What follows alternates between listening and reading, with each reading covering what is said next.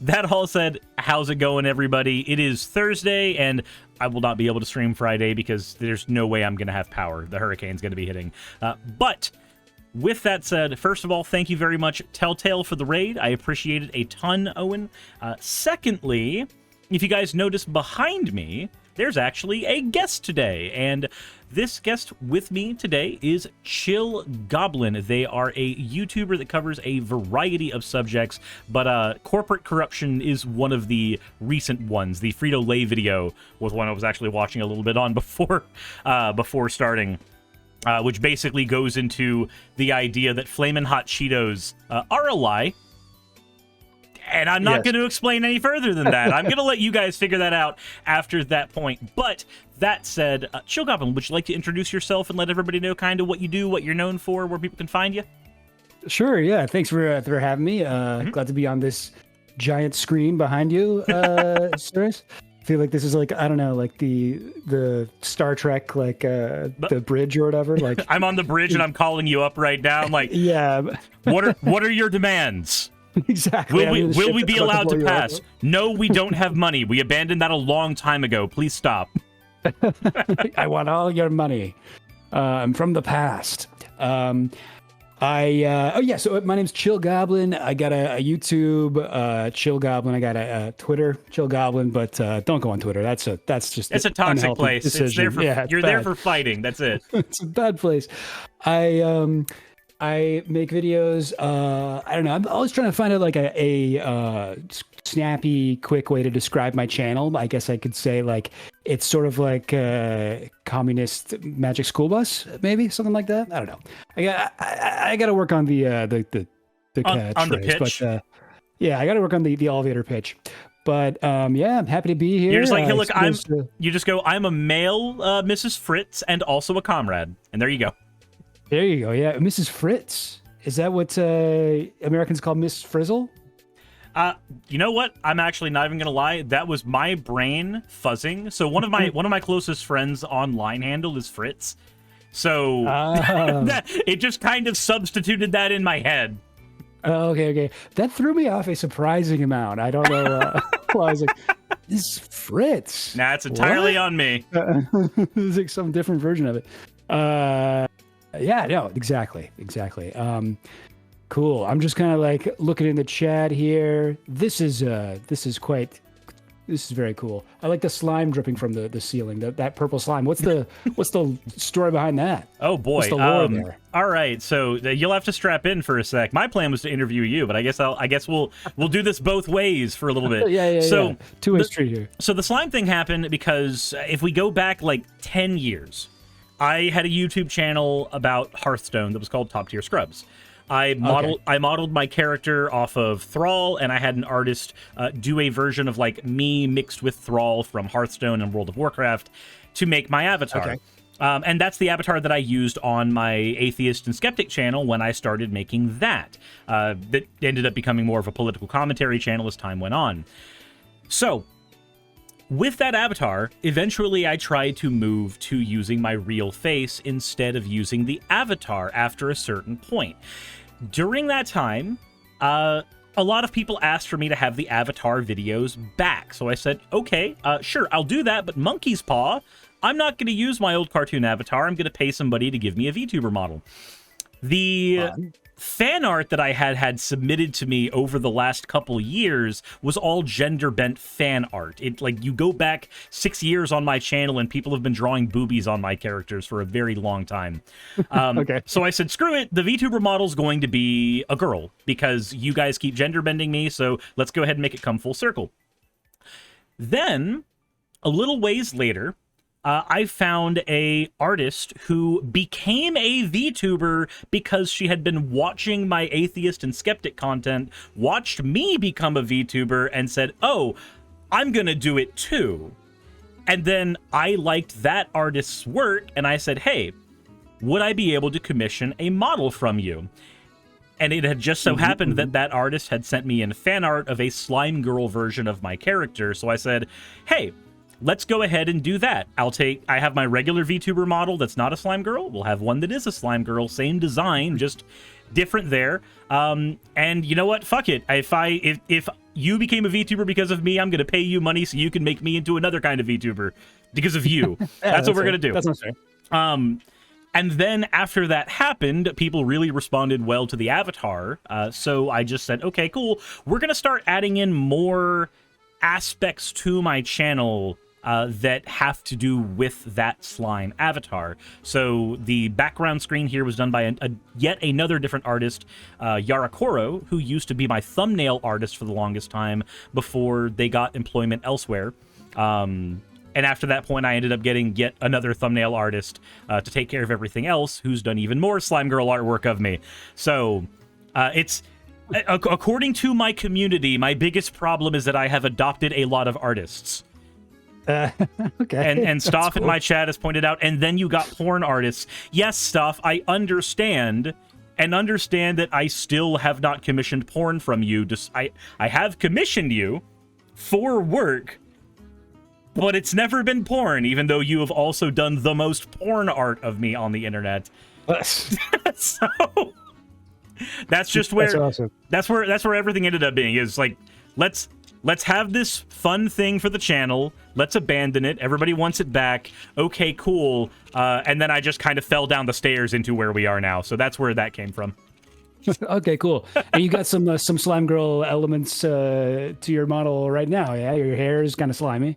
Oh yeah. Your tail. It's also it's also very, very goopy. If I do, let me see here. Where's my hair key? I can also extend the hair like that, and then it becomes very, very goopy, bouncing back and forth. Let me go ahead and if I turn that back on, that way you can see that in real time. Oh, that's goopy as hell. Oh yeah, no, That's goopy. I've got that's what you call some goop. very, very, very, very goopy. Very, very goopy. But if we're on the conversation about personas, what about yours? I know that you've... so the avatar that you have in your thumbnails is not what you use on your actual videos themselves, your face cam and your videos. So where did that come from? Where's that idea from? I've been... I mean, when I started my channel, I was just like... I just thought of a kind of a random name, Chill Goblin. Because I don't know, I smoke weed and I have a messy house. Basically, I live in a lair. But I eventually sort of like the icon that I drew for Chill Goblin became like a character, and then there was a few videos ago I had like this epiphany when I was on what's the thing on Twitch where you talk about illegal stuff? Minecraft. I was in Minecraft. I was in Minecraft, and my character had taken a bunch of pixelated mushrooms, and all of a sudden I was like, wait, what if I just made everything a goblin? And now I have like a whole goblin world where I draw everyone as a goblin, and yeah, that's kind of where I'm at. But I have yes. Wait, somebody in the chat is saying, oh, geez, it's gone. Where did it go? Is it a mind goblin, though? That's the question. Yeah, is it a mind goblin, though? Wait, Cute Dark Arts, what's a mind goblin? Do you mind goblin these nuts? Oh, come on now. Oh, you got me there. But anyway, I have... yeah, so I have like a kind of like a little like goblin extended universe with a bunch of different goblins. Sometimes people are like, "Yo, what are you doing with these? Why are you drawing this person as a goblin? That's like really messed up." I'm like, no. I draw everyone as a goblin, whether I like them or not. Yeah, because I know that there's you've probably gotten some people who have like tried to come in White Knight and go, "Don't you understand? Goblins are used in an anti-Semitic way here, and look at what J.K. Rowling did." You're just like, everybody's a goblin here. It's okay. Yeah, everyone's a goblin. We're all goblins. You're a goblin. I'm a goblin. It's the GCU. It's the Goblin Cinematic Universe. Yeah, exactly. I just Suris Goblin. Yes, there you go. That'll be your next VTuber character. I'll make you goblin. Well, it would be ironic since the anime to turn me on to goblins was that time I got reincarnated as a slime. Oh, is there goblins in that? Oh yeah, no. Check that out. So there's goblins that are like they're very, very traditional fantasy goblins at first, but in that anime, if you give a monster a name, they become more powerful.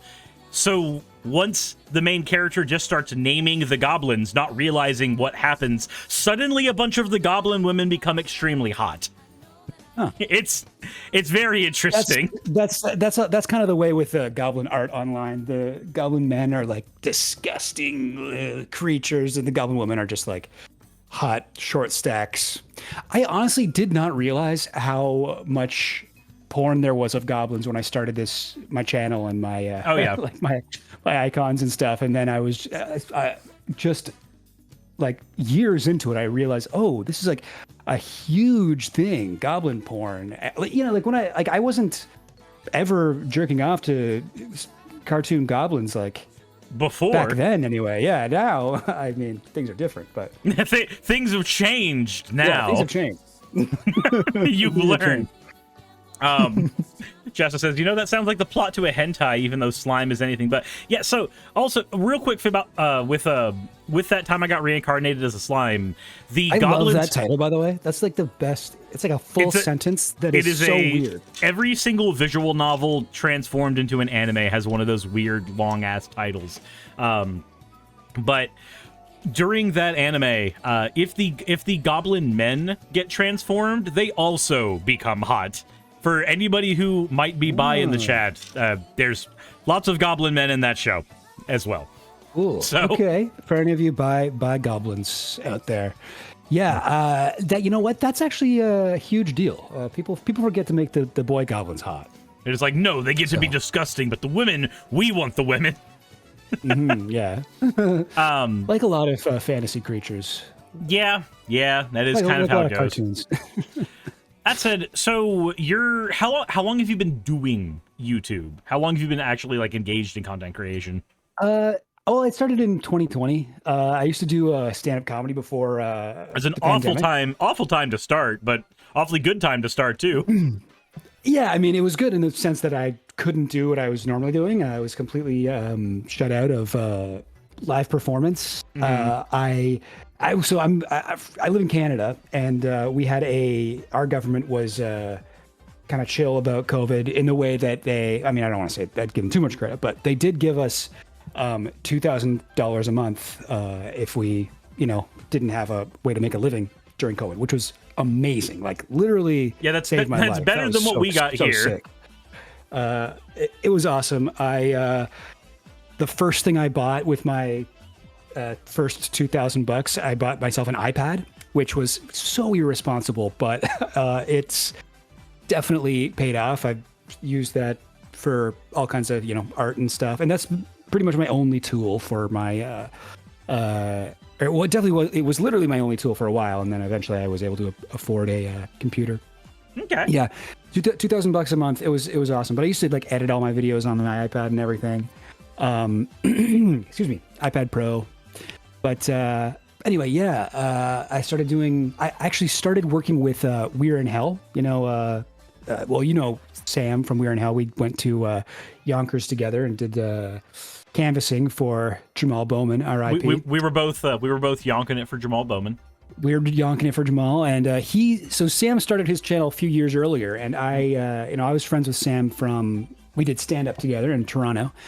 And we both kind of realized, like, oh, you and I are both kind of pretty far left. Oh, that's interesting, because that's not a typical kind of stand-up comedian thing.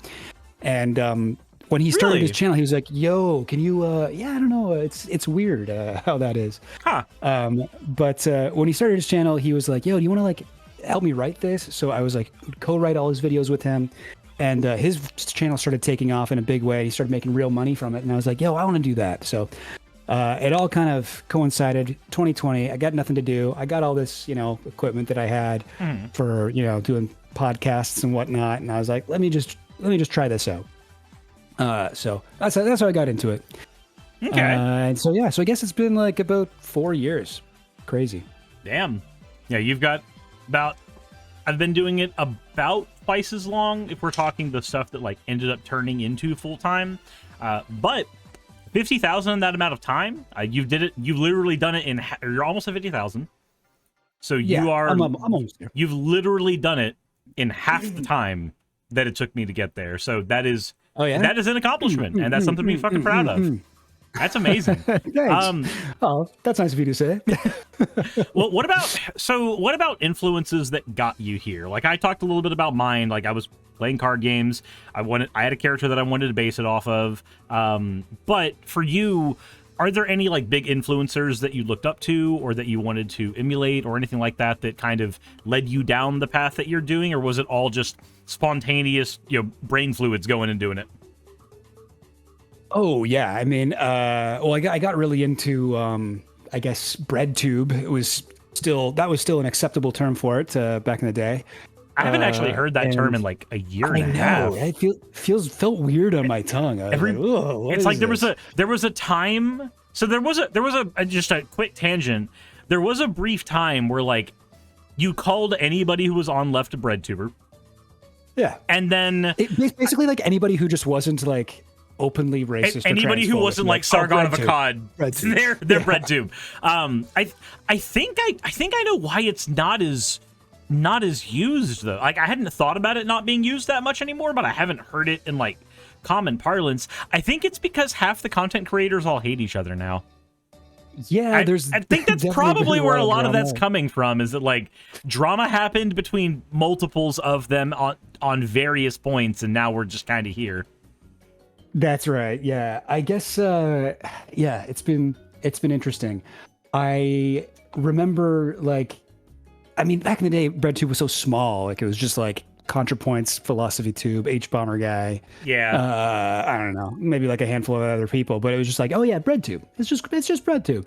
And then, like, a few years later, once there was all this backlash against the term and all the drama had started, I remember ContraPoints posting on Twitter, like, I always hated the name BreadTube. Like, I never had even heard of Kropotkin, like, the guy who wrote The Conquest of Bread. And I never read it until I started getting called that. And I read it and I was like, what the hell is this? This is not what I believe. Why am I being called this? It's very strange. I think it's just because like Conquest of Bread is seen as a socialist handbook more than anything. Like that's generally what people see it as. And they also associate it with communism, which is weird because, like, a good chunk of that book is just Kropotkin going, Marx was wrong about this! Marx was wrong about that! Like, yeah. I mean, he's a huge fan of communism, but he's like, in Conquest of Bread, he's like, which I also read when I found out that that's what happened to me as well. Yeah, I was like, oh, okay, sure. But he's like, communism and anarchism are the same. That's it. Anybody who's talking about communism without meaning anarchism, they're wrong. Like, that's what it is. Mm-hmm. So it's a very, like, definitely totally a valid worldview, but it's a very specific one to just apply to all these kind of like vaguely left people. Yeah. I think like there's a lot of like anarchists maybe who are who at least at the time they were like just yearning for representation and they wanted to project this like onto people. Oh, they must believe the same niche communist thing that I do. They're vaguely comrade-like, so I guess they're here. It's definitely one of those terms that I found that there was never a content creator that I met, at least, that took the term on themselves. It was almost always one that was kind of thrust upon them.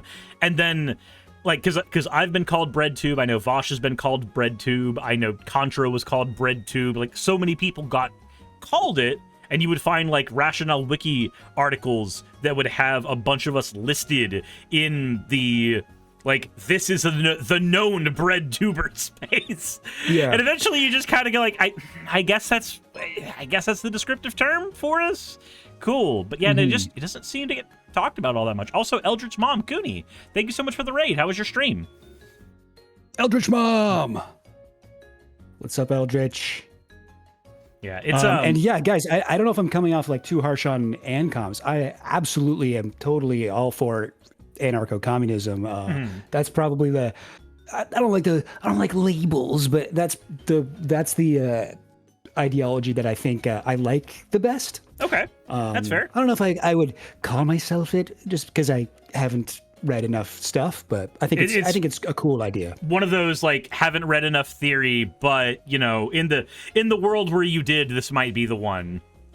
Totally, yeah. That's fair. I like Mark Fisher. Not offhand, no.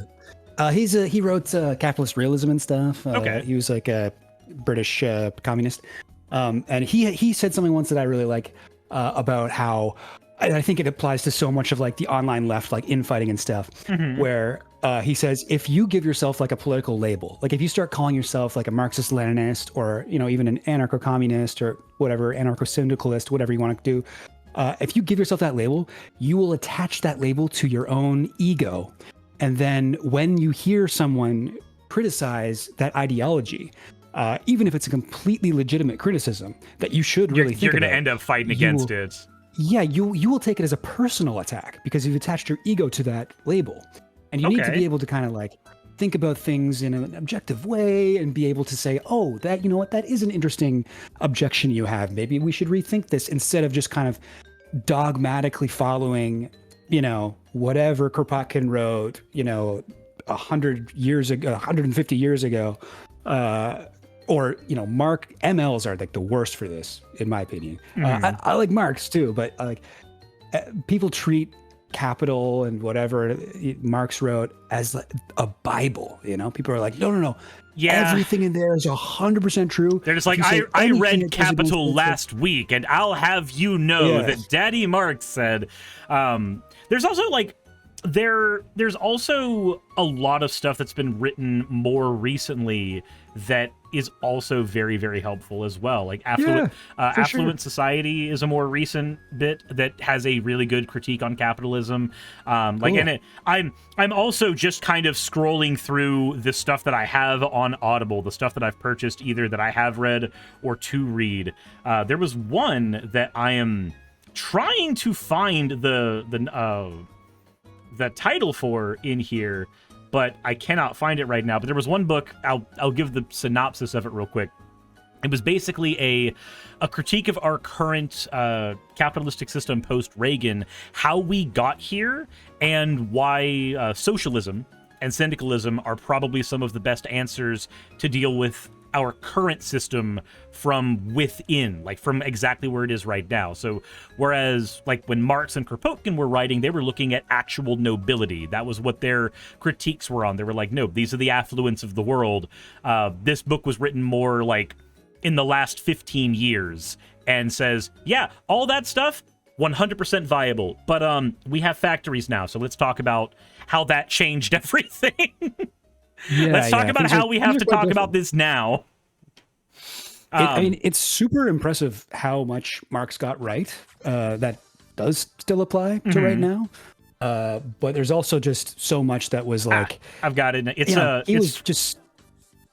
The book was from Joseph A. Schumpeter. It is Capitalism, Socialism, and Democracy. Oh, interesting. Okay. I have a friend who's got a master's in economics who suggested me read that book, and I listened to it while I was having dental procedures. Because between the two of them, one of them was less painful. Yeah, that's funny. It's like when you get hurt, you just kind of like pinch yourself to like get rid of the pain. You're like, this book is slightly better, painful to read than everything there. And and I'm not saying like painful to read because the book is boring. No, that would be my critique of Kropotkin. I think Conquest of Bread was boring. It was totally. It was a very hard book to get through. This one was a lot easier. It's not a breezy read for such a thin book. It's not kind of annoying. Yeah. Okay, Paige Wilder. Examples of Marx being wrong, please.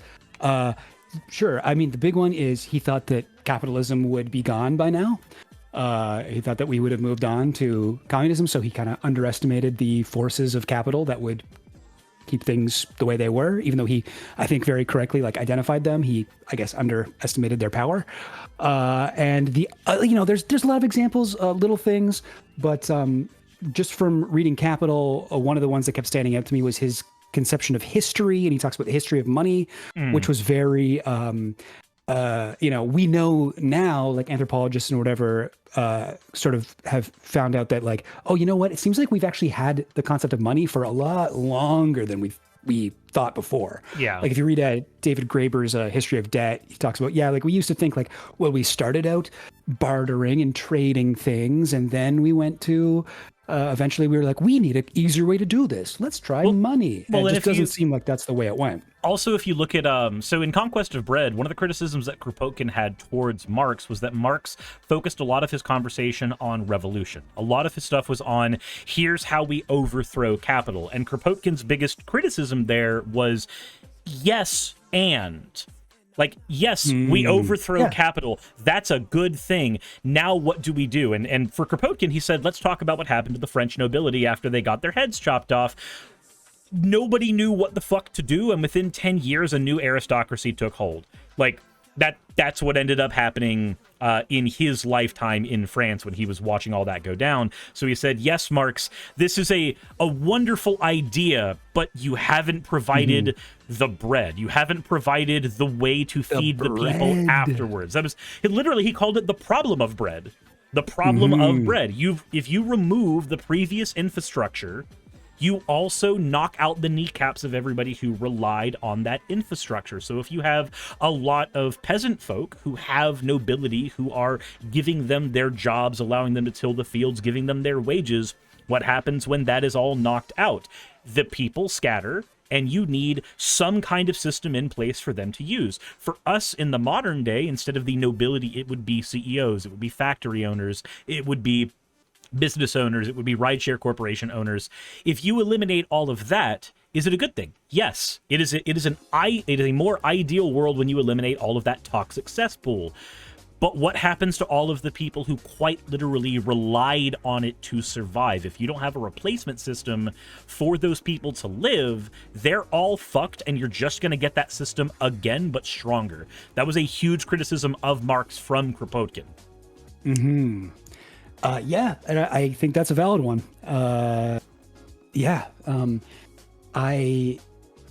It's very funny to go back and see all the kind of back and forth between anarchists and Marxists. It's so... I mean, I was just like reading about people from the past and being like, oh yeah, we're still exactly like that. But like the leftist infighting during like with Marx's contemporaries is legendary. I mean, the big guy is Proudhon, right? It was like the first guy to use the term anarchism, anarchist, and he wrote what was it that he wrote? He wrote some essay called it's called The Philosophy of Poverty. That's what his was. And Marx I actually haven't read Philosophy of Poverty, so I don't have a lot of context. It's not for really this one. Not really worth reading, honestly. But he just wrote this kind of anarchist kind of like, you know, critique of Marxism sort of thing, and Marx hated it so much, and so Marx wrote one. They had like a fucking like, it was like the Kendrick and Drake of their day. They had like the back and forth beef, like a fucking theory beef. And Marx went, so his was called The Philosophy of Poverty, and then Marx wrote one that was just completely attacking Proudhon, and it was called The Poverty of Philosophy. So it was like, oh shit, bars. Yeah. Yeah, he really got him there. Also, just like Marx, I mean, Marx is so boring to read too, but the one thing that makes him tolerable for me is he's such a salty, like, sassy... you can tell that he's speaking as an asshole. Yeah, he's like, speaking as an asshole the entire time, which is it did make like, okay, so the Communist Manifesto does not read like theory; it reads like an op-ed, which is to its benefit, in my opinion. It does make it a more interesting read. It's also shorter, that helps too, but it does sound more of the like, all right, let's spit bars. There is a specter among you. Yeah. Oh, yeah. There's some good lines. Like, he's a good writer. He gets really dense sometimes. I think Engels is much more readable than Marx, and so you can kind of get his influence when you're reading Communist Manifesto and be like, oh, Engels definitely helped with this, because Marx wouldn't be able to make something this, I don't know. It's not as dry. Yeah, not nearly as dry. But one thing that I like, even when Marx is at his driest in like the first like 6 chapters of Capital, he'll, in the footnotes usually, is where he'll just come for people. And like he'll single people out and be like, this idiot, this person who does this here. And he will call people like idiots. Like he will go so hardcore against people. Like, and then sometimes you kind of have to be like, what the fuck does that mean? Like, I know this is a amazing insult, but I gotta like look some shit up. Like, I know there's one in Capital where he's like, oh, this person makes John Stuart Mill look like the what the fuck was it? He was like the Duke of York or oh god, I can't remember. It's like some crazy insult that involves like 6 historical people, and then when you look them up, you're like, oh damn, yeah, that's a burn. You're just going That's back a in time real so you good can burn. you can Yeah. listen to the writing and philosophy equivalent of YouTube response videos. Exactly, yeah. Like that's basically what that ends up boiling down to, is what it seems like. Yeah, it's pretty much yeah, like YouTube response videos. Yeah, exactly, like a YouTube beef. Yeah, basically. But yeah, it's very funny how the left has always kind of been eating itself. I don't know, like, what's the deal with my camera? Does anybody know how I can get this to not do be you gray? have autofocus on your camera turned on? I don't know. Was that something that I turn on through Discord? No. If you have the Logitech camera software, because usually every one of them has that, there should be an autofocus checkbox, and if you turn off the autofocus checkbox, it will stop trying to find random things in your room to focus on, instead to blur everything else out. Gotcha. Okay. That's super helpful. Okay, I don't have this Logitech software, but it says Logi on the camera. That's definitely Logitech, right? I would hope so. Unless it's like Chinese knockoff Logitech that I'm not that I'm not aware of. That could be. You get Dropship-a-tech. Dropship-a-tech, yeah. I did get this off of Amazon. Yeah, mine. I mean, when I had a C920, I had it ordered off Amazon as well. Van Briggs says Logitech has rebranded as Logi. Okay, so it's the same thing. Okay. Here's my just like Mac camera. It's not as good, but I don't think we'll have the focus issue. We hope. We hope. We can. It's an ADHD camera. It actually lacks focus. Yeah. Hey, come on now. Oh, Suris. Oh, come on. We like to have fun around here. So, real quick though, just to pivot a little bit, I mean, not really a big pivot, because we're talking about politics either way. Okay. So Do you normally Yonkers. talk about politics, or am I just kind of like? Oh, I talk about projecting politics all the time. That's my bread and butter. But that's why I said a bit of a pivot. So you and I met in Yonkers.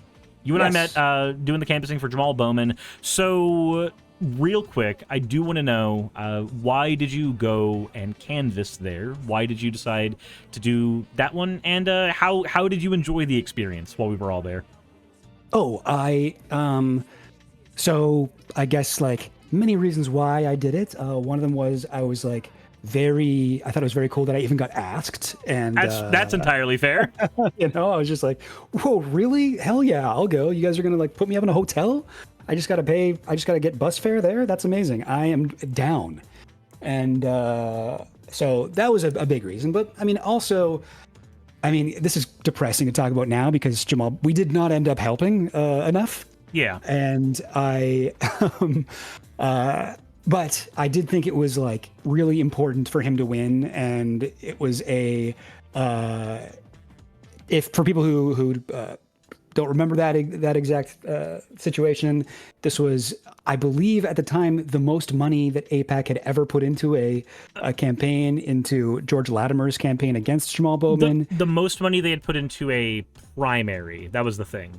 So yeah, okay. Because here in the States we have the primaries and we have the generals. The general election is when you put your best person from party A and best person from party B against each other. Your primaries are where you try to figure out who the best person for party A is. Right. So usually you don't see giant campaigns for the general election. You see those campaigns when it's going to be the Republican versus the Democrat. That's usually when you see the money go in. But AIPAC just like shoved a fuck ton of money to oust Bowman, which was really weird. I mean, it was really intense. I think like it's a sign of, the Israel lobby is worried. I think that one of the best things that can happen in the near future is for support of Israel or Zionism, I guess we can call it, to become a partisan issue, to become a Republican issue, to become associated with the right wing, because right now it's bipartisan, really. Yeah, right now it is very, very bipartisan. It's like you go to the Republicans and they go, Israel has the right to defend themselves and also fuck all of those brown people.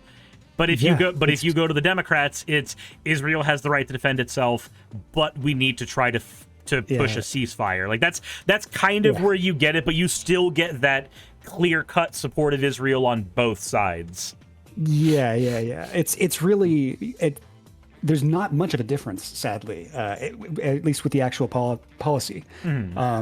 But yeah, I would really love if that could change, if that could shift. And Bowman was one of the few people who were willing to criticize Israel.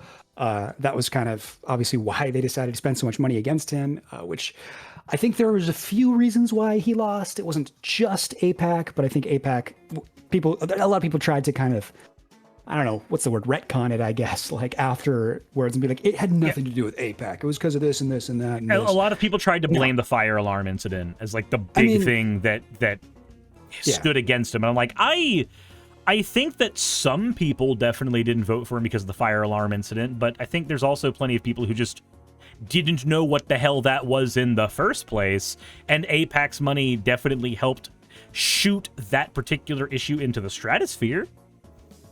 Totally. Paige Wilder says fire alarm incident. So Jamal Bowman, according to Bowman, he was trying to open one of the doors leading out of the Senate hall, and as he was trying to open the door, he accidentally pulled the fire alarm instead of the switch that led for the door itself. There's other versions of that story that are the floor was voting on something that he didn't agree with, and so he hit the button to cause chaos and so disruption there. There's all kinds of other stories involved there, but Jamal's version of the story is I hit it on accident. I'm sorry, guys. Yeah, it's House floor. Sorry.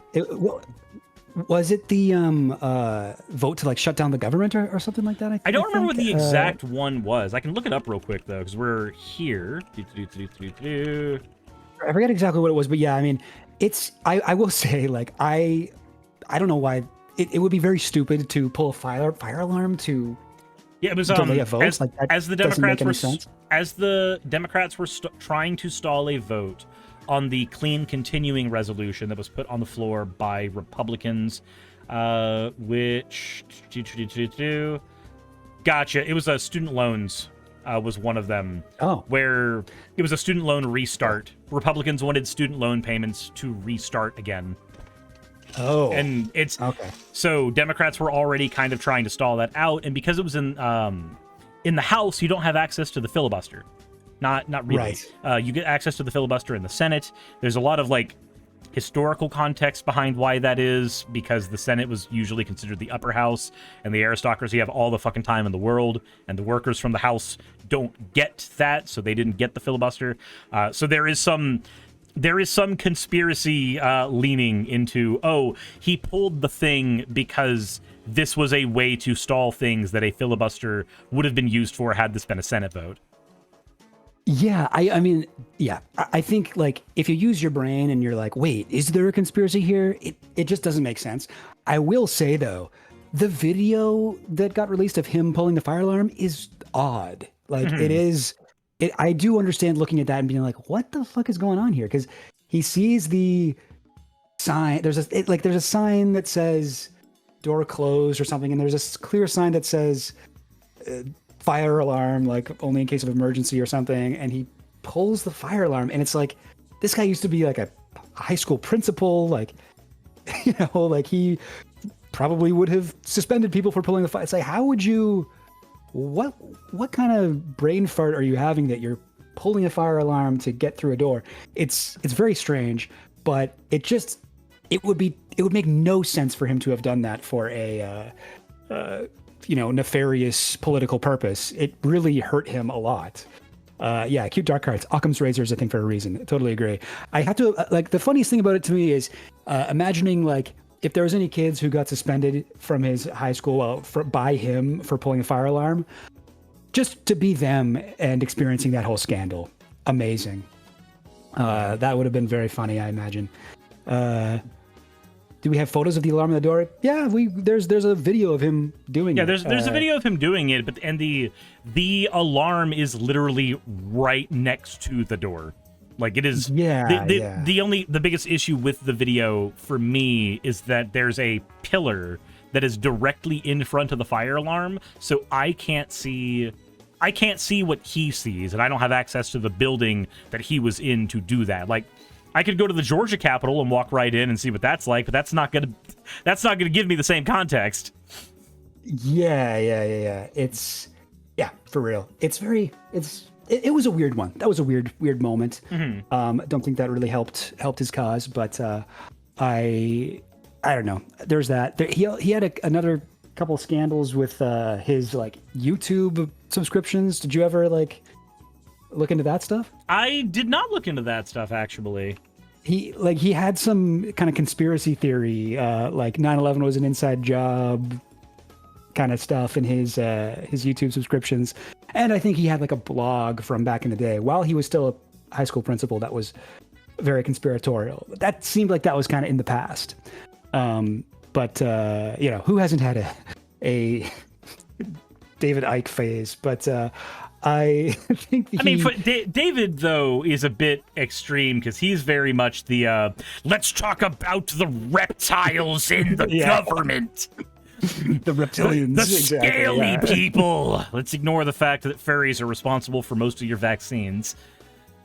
Oh, yeah. Yes, actually.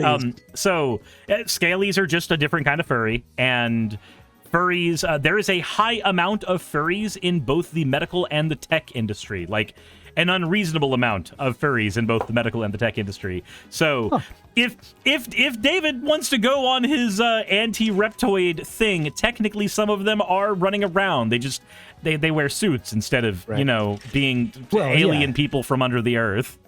It's the furries. They're in programming and vaccine development, and then the scalies are the elites that control the government. The scalies fail their tests, so they go to the banks.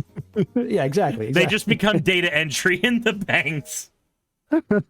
Yeah, I imagine if you're a scaly, you'd be like, I obviously have to become one of the. If I really want to be a shape-shifting reptilian lizard person, I do need to control the world. 100%. Like if it that's which is part of their skill. And then you end up finding out that like the whole lizard men thing is just a different way of saying Jewish people. Oh yes, that's when it becomes less fun. It becomes a way. It's so fun until they until it's about Jews. When they're like the globalist bankers and they're doing all kinds of stuff. And you're like, are you just saying globalist so you don't have to say Jew? No, I would never do that. Yeah. Mike Lindell sold me a pillow for $14.88 though. Yeah. Oh, that was just a couple days ago, right? Yeah. That's weird as shit. That is wild. It was so strange. $14.88. I don't understand why you do that.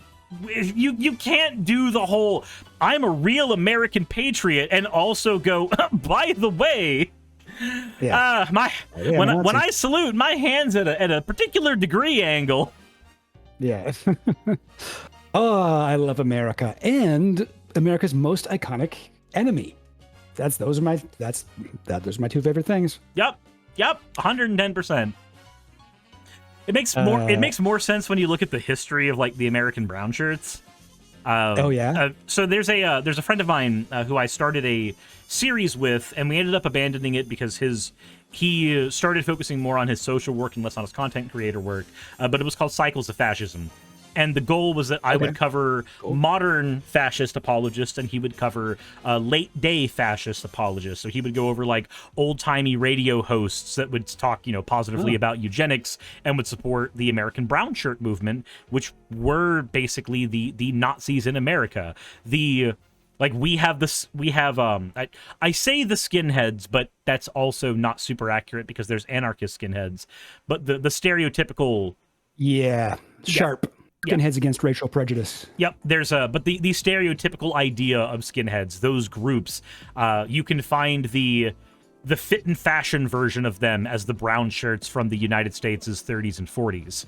And Godless Cranium would go into a bunch of those showing like, hey, we've had this problem in the States for a very long time, and it never really went away. It just got quiet. It just got really quiet for a little while. And then for me, I would talk like, Gavin, Proud Boy movement founder, would talk about some of the more modern examples like that. Bruna says American Bund. Cool. Yeah. It's a series that I would like to revisit at some point, but I would like to revisit it the way it was built, which was, hey, you tackle the past, I tackle the present. But that would require digging an old content creator out of his grave. Which I don't think is going to happen. Job. I need you to do one job for me. It's like, all right. You need to do it. I told you I retired. No. All right, one last gig. One last stream. All right. You don't understand, Ape. Well, see, the thing with these ones is these were fully edited videos from like front to backs. It was a far more involved project. Yeah. It was a far more involved project. Cool. That sounds really interesting. I enjoyed it when we did it. Are they still up? I believe so. I can actually double check real quick. I'm hoping that his is up and he didn't knock his stuff out. Let's see here. YouTube. What was it called? The Advanced Cycles of Fascism. Cycles of Fascism. Cool. Yeah, that sounds interesting. Let me see here. That's kind of like the thing that I was saying about the leftist infighting going back, except for the fascist version. It's like, yeah, it's all just the same shit over and over again. All right, there we go. So Godless Cranium still has his up from 4 years ago. How the fascists used the media to spread hate, the story of Father Kulian, and then the German-American Bund. And I think those are the only two that he has up still. Let me see if mine are still up and YouTube didn't, like, yank them down. They should be. I don't see mine. Mine might actually be somewhere. I have no idea. Huh, weird. I'll have to go into my channel and see if I can figure out where they went. Okay, but which was the one on Godless Cranium that you were in? Godless Cranium. It's his side of it was American fascism. The series name is Cycles of Fascism, but he didn't name it that on his channel. It started out as a project between the two of us, though, where I would tackle the present day and he would tackle the past. Oh, so it would be like two separate videos? It'd be like that kind of collab where you'd be like, check out this my friend's video for the other part of the story. Yeah, that's basically what it ended up being. Because it was, so again, like with him, he does a lot of social work. That is his primary job. So it worked out better for us to do the collaboration that way. That way we weren't having to like layer our schedules up. Okay, cool. Well, yeah, I like that. I like the idea of that. Like, I feel like that really kind of brings things home, comparing Nazis in the past to like the Proud Boys right now, or like the brown shirts to the Proud Boys. I think that's a really helpful comparison. It really puts things into context. I think the one okay, so I have one up still, which was on Rick Wiles, who is one of the modern Christian nationalists. He was very, very pro-Trump, very much saying like Trump is God's prophet, and he's still on those kinds of trains now. But that's the one that I have that's still up. I don't know where my Proud Boys video went. That's weird. I don't know if YouTube removed that or what. That is just not on my channel, according to searching just on my channel itself. YouTube in the pocket of big fash. I mean, I wouldn't put it past them. Google has their whole do no evil thing, and yet they are one of the largest corporate monopolies as of right now. Yeah. Yep. But they must have done that without being evil, right? That was in the rules. We did within the rules the whole time. It was in the rules. They wouldn't break the rules. Also, Suris, just there was something you asked earlier that I forgot to address, which was did I have a good time in Yonkers, or did I whatever? What did I think of that experience? I had a blast.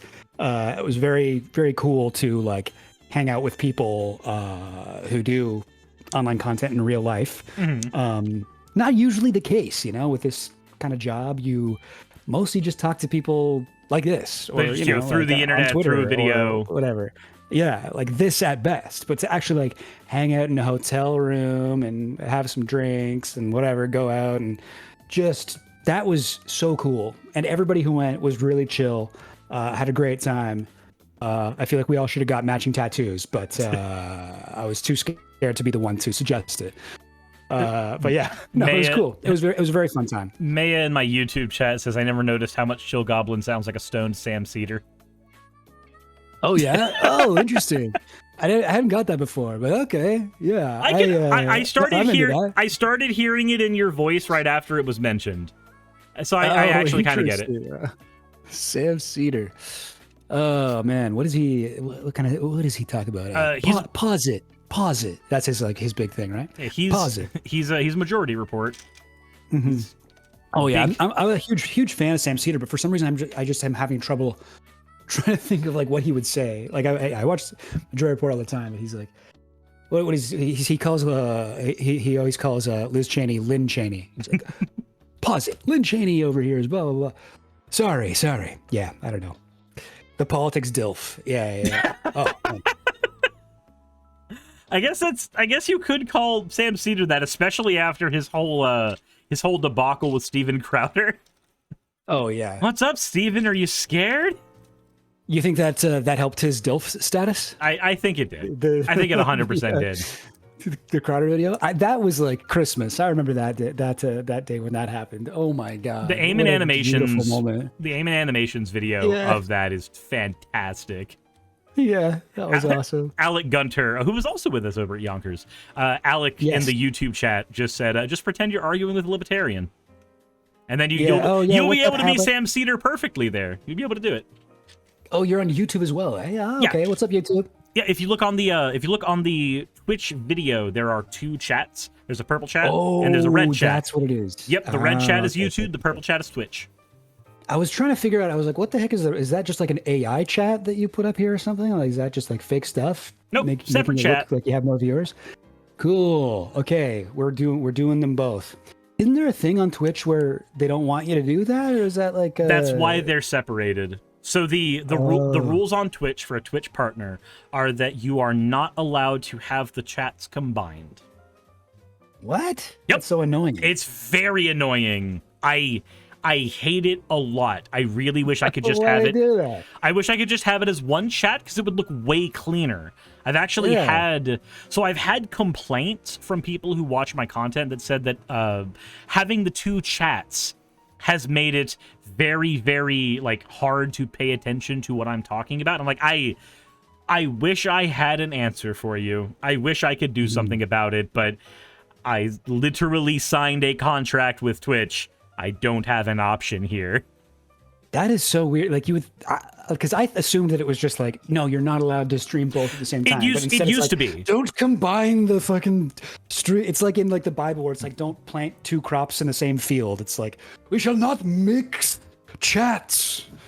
It is against the will of the Lord. And before you realize that planting two crops in the same field is actually beneficial for the crops because really it lets you do crop rotation way easier. Yeah. Weird. But people who are wrong about eating shellfish aside, with Twitch, it used to be that we were not allowed to dual stream. That was just not a thing that Twitch let us do. But eventually, because YouTube and other competitors have started cropping up, and Twitch was screwing creators more and more. Like the Twitch partner program used to be how you got a higher yield from subscriptions, right? And then they got rid of that. Instead of, oh, you're a Twitch partner now, you get more than a 50-50 split on subscriptions. They said, yeah, no, we're not doing that anymore. Why? I don't know. We just don't want to pay you guys that anymore. But YouTube had always been offering a 70-30 split on their subscription models, the Super Chats. So Twitch decided that, okay, cool, we'll give you the Partner Plus program, where if you meet certain criteria, we'll give you those old splits again. And also, let's go ahead and make it to where you can definitely stream on both with a few caveats. Ignore the fact that it's also happening around the same time a bunch of, non-compete clauses are no longer legally enforceable in the United States. That's totally not why we're doing that. We're doing it for you, the creators. Yeah. Yes, Amazon has everyone's best interest at heart too. 110%. We're so lucky to have these nice companies that do all these things for us with expecting nothing in return. I really hope one day we get Amazon branded piss bottles. I would love that. That would be amazing. I just made my own. I drew the Amazon logo on all my piss You drew it bottles on just yourself? because, yeah, but it doesn't feel the same, you know? Alec in the I YouTube want chat officially says... branded. Alec in the YouTube chat said it's awesome to see you both in the same room, by the way. Sort of. Yeah. Yeah. It's sort of the same thing as us all being in the same room. It was better when we were on the 6th floor of a hotel with no air conditioning. That was far more fun. That was sick. That was dope. Also, Alec, I still got your little squish ball. Got it around here somewhere. But yeah, when we met Alec, he brought everyone these little balls that he crocheted. Yeah, crocheted stress balls. Very cool. Yeah, stress balls. That's what it is. Yeah, very cool. Very cool idea. The only for something like that. So when me and Alec did our collab together, which I want to do another one, by the way, Alec, if you're up for that at some point.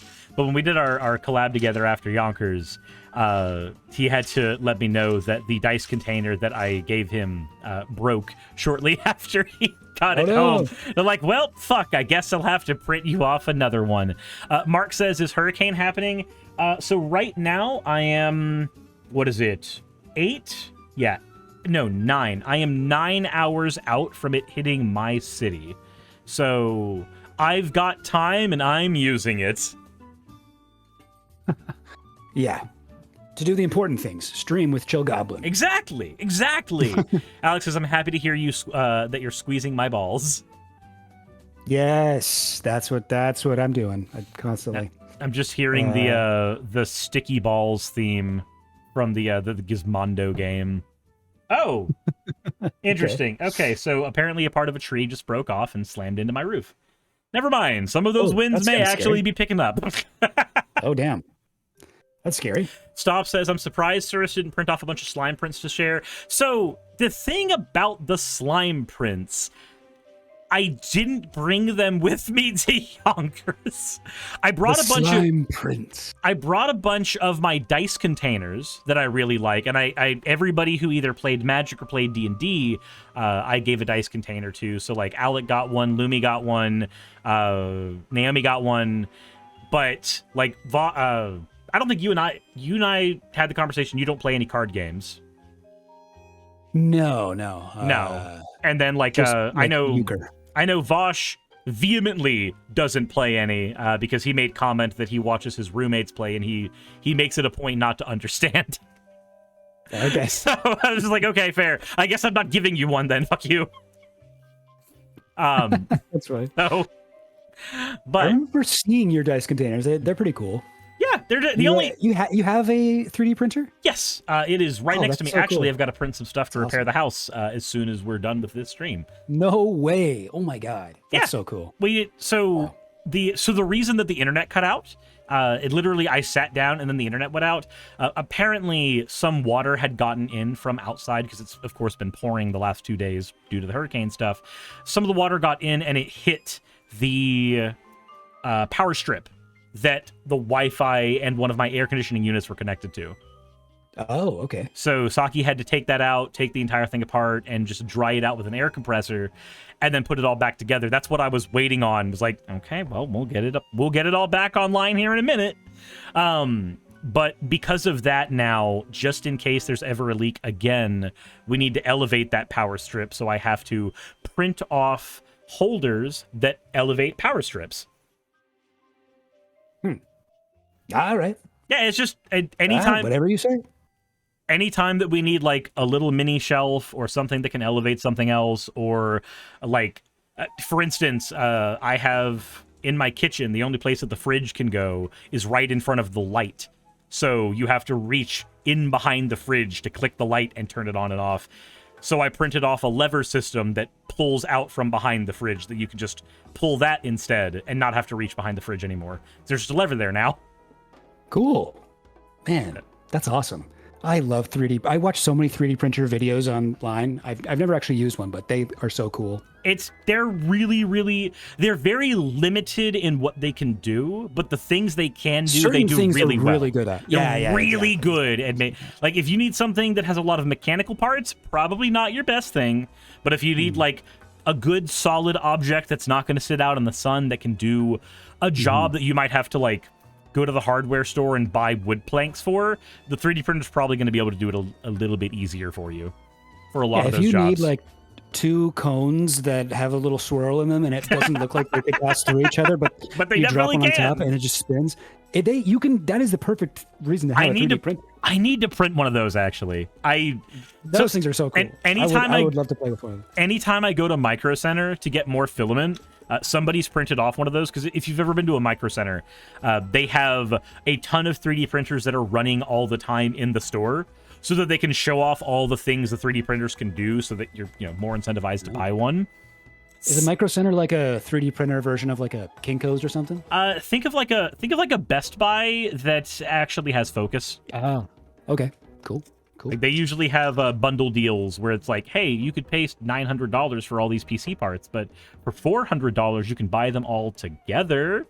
Like they do a lot of that kind of stuff. So whereas at Best Buy you usually don't have that. It's just buy your shit and get out. We're a retail store. Go to Geek Squad if you fuck it up. Yeah. Okay, I got you. Cool. So that all said, moving back to the content creation stuff, I do want to know, for your channel, do you generally interact with your audience a lot? Do you do any like community events or anything for them? Is that something that you try to focus on, or is it more just like, let's get the content done and then let's just chill for a little while before making the next video? Oh, man, I mean, I guess I don't do too much interacting with my audience. I mean, I respond to a lot of comments on YouTube, but I don't have like a stream or anything. I'd love to start streaming. Like doing the Yonkers thing really made me want to give that a try. I don't know. I'm not sure if my internet is fast enough right now is the thing. So I got to kind of sort that out. But I mean, I have a Patreon. I interact with people there. I post, a lot of content in between videos and whatever. I have little bonus things up there. But I don't know. I don't know. Maybe you could be like my content coach. Like, what's like a good way to interact with the audience more? So the easiest one usually is having a Discord community. Not even gonna lie, having a place where everybody can come in and chat. I say this as somebody who does not engage in any Discord communities, despite having one. I don't really spend a lot of time there, not usually. But for most content creators, that is one of the main places, because the people who are most likely to want to talk to you as a content creator are going to be the people who seek out your Discord, right? The other thing is like, obviously a live stream where you do have the back and forth with your audience. That definitely is a huge way to have that engagement with people who are watching your stuff. That's usually where I am. For me, Patreon is what I do for behind the scenes stuff, where I go, hey, this is what all's going on. Like once the hurricane hits, one of my Patreon videos is going to be me filming the hurricane and being like, hey, this is what it looks like when shit's fucked up out here. Whoa. have fun. Make your own Twister movie. Dang. But okay, be careful. Be careful. But Discord and a live stream are probably the two best places, because those are the areas where you're going to have interaction that is always there. It's real time is the biggest thing. Like in a YouTube comment, it's kind of detached. Like, yeah, you responded to the person, but if they respond and you ignore it, it's not going to change your day at all. But if you're in the middle of a conversation on Twitch or YouTube and suddenly you stop responding, there's a little more weight to that. It's like just stepping out of a conversation. Right, yeah. Okay, interesting. I did once have a Discord, but it has been shut down. It was a lot of work to maintain. And then you get people who are like, make me a mod, or whatever. It's like, I don't know. But I guess you interact with your audience a lot. Like you have like all these artists and stuff who make your stuff and like help you kind of, design your character and whatnot. Yeah. Oh, I've got, so I have two Discords. I have my main Discord, which is the one for the channel. And then I have my artist Discord, where if there is an artist who I have paid for work, they go into the artist Discord. If they want to be in the community Discord, they can, but the artist Discord is there so that they can chat with one another. If it also helps, I'm a big union guy. It's part of being a socialist, I guess. I prefer my artists being able to be in a location where they can hold me accountable, so that if one of them is not getting a fair rate for something, they can literally just go in there and go, hey, what's a fair rate to charge for this thing real quick that Suris might want me to do? Yeah, that's sick. Okay. That's all there for them to do. And I love that. It also means that if You've set it up so that your artists can gang up and like bully if they need to, they can. Treating them right. That is a thing that they can do. And awesome. I prefer them having that option because it keeps me accountable. It keeps me honest. Okay, that's very cool. So I do have those two areas there where they can do that. And every now and again, one of the artists will be like, hey, I made this thing for fun. If you want to use it, you can. And when that happens, I'm just overjoyed. I'm like, yeah, I couldn't afford food right now, so I'll gladly take this thing at the moment. Makes me feel a bit uncomfortable. I don't want to ask for free work, but if it happens sometimes, I'm not going to be angry. There's one person, there's one set of thumbnail stuff on my channel that has been done by a user who goes by the name of Trinity Tronos. And Trinity, half of the thumbnail art is stuff that I have commissioned, and half of the thumbnail art is stuff that she just dropped into the Discord, and they were like, I wanted to draw Suris vomiting for a thumbnail. Here you go. Like, okay, thank sure. You. yeah. I guess I will use it. That's fun. But no, Cool. I like having that street there. Though I will say, if you are having issues with running a Discord, the best thing you can do is to get a mod team. And the best way to make a mod team is to do live streaming. If you are live streaming, the people who are showing up to the live streams are the people who have the time, and the people who are always operating well in the live streams. They're the pillars of your community. They're the ones that you know not only are going to be able to do rules enforcement, but they're the ones that are going to be able to be good examples of what it looks like to follow the rules. Especially because if you've got let's say you've got a very neurodivergent audience, I know I do. If somebody starts doing something and that goes unpunished, for instance, a lot of other people might start mimicking that because they go, oh, that's what the socially acceptable thing to do is. I guess that's the thing I'm going to do. And then it just kind of spirals out of control. If you've got a good mod team that can set a good example, that solves a lot of that problem for you. Yeah, it is. Yeah, I've dealt with this a little bit, before when I had a Discord server. It wasn't just for me; it was like a shared one with other creators. But there was always kind of like drama happening, and people kind of like the mods would do things. People get mad. And then content creator Discords are cancer. The ones that contain multiple content creators that are not meant to be temporary, those are cancer in our space because political disagreements happen and then suddenly people fracture off. Smacko in my chat just went, Psst, you don't let me give you free stuff. All right, Smacko, me and you are going to have a fight real quick because, and hear me out, Smacko. When certain artists in my community throw either fan art at me or a free thing for a thumbnail, it is a single piece of art that took them an amount of time to do, but then it's done. And I'm like, okay, cool. Thank you for the thing. When I have money, I will commission you for another thing. What you have tried to do, Smacko, and I am perfectly willing to call you out on this. Smacko. You have said, hey, you know that next What If Shadow Died video that covers the story of Sonic 06, the biggest fucking game in the entire franchise? I would be willing to draw all of the artwork for it for free. Do you know how many panels of artwork that is, Smacko? I know you do, because I paid you for the last episode. It's about 300 fucking panels of artwork.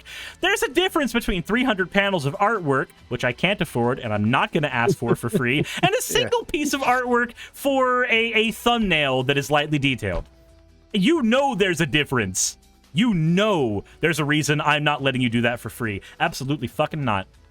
Smacko, your generosity just disgusts me. You gotta. How dare you? You gotta do that. Wow. Yeah. I do like the phrase neurodetergent, though. We are all neurodetergent. Smacko, you've redeemed yourself. Smacko, what are you just throwing a freaking corgi emoji? That. What does that communicate to me? What is that supposed to communicate to me? I think that's that corgi. The way that reads to me is like an evil laugh. Oh, I see. Okay, so on OBS, it's not animated, but it is animated over on the Twitch chat. So I just saw that it's a pop corgi. It's pop corgi. Okay, pop I corgi? understand now. I understand now. I see what it is. Yeah, I was like, listen, I'm not an expert, okay? I don't know these emotes. I've never seen this one before, but to me, that looks like an evil laugh. Smacko says, because you're all speak, I'm going to give you free shit. Smacko, if you want to help me with projects, can we at least agree on you helping me on a project that is much smaller in scale?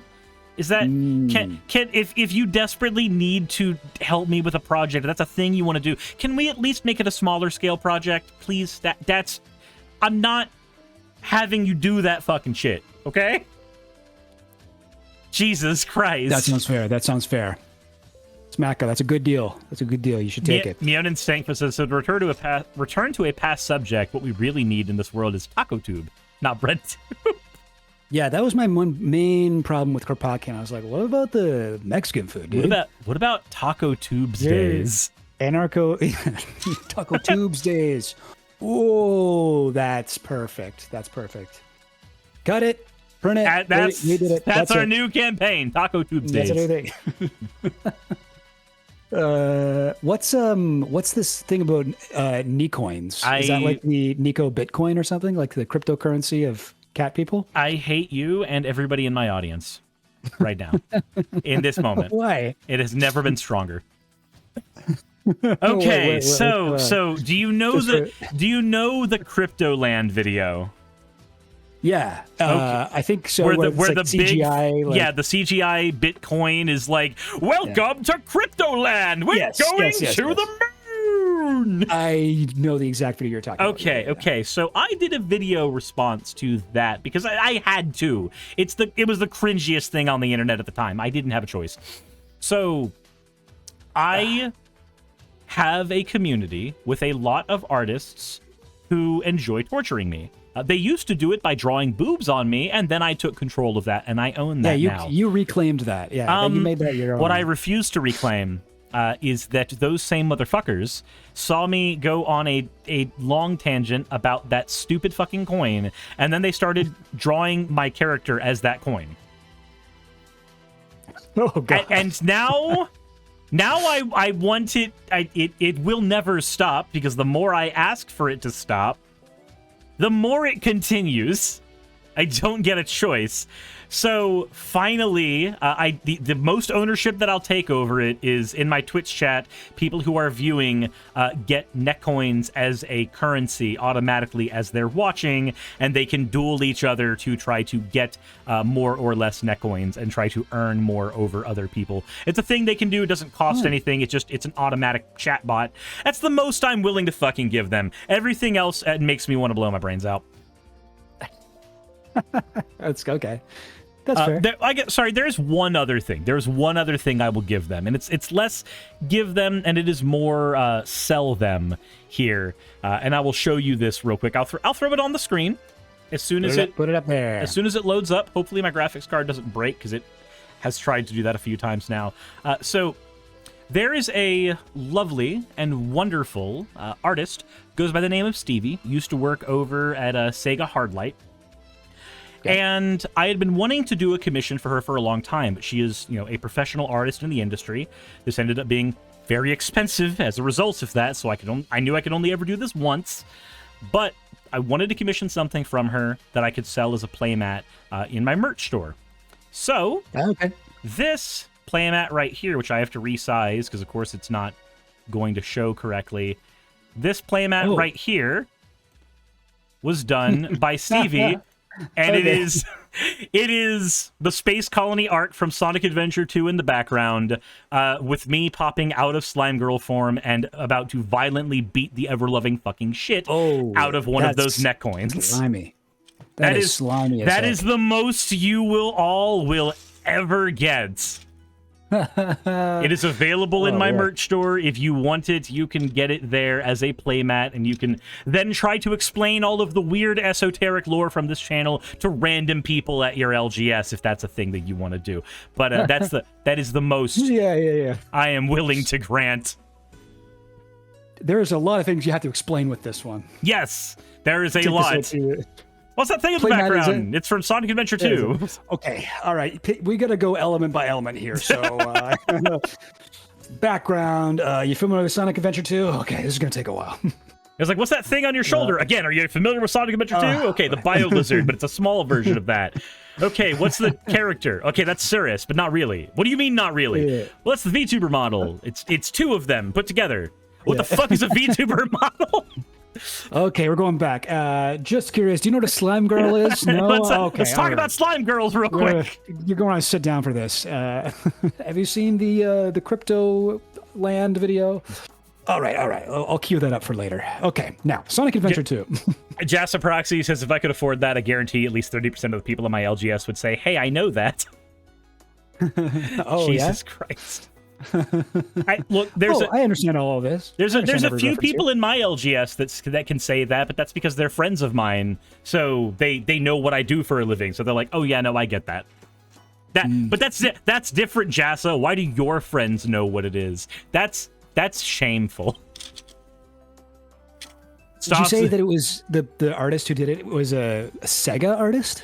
Yes. So Stevie used to work at She used to work at Playtonic, the company that made Yooka-Laylee, and later went on to work at Sega Hardlight, which is the mobile games division for Sega.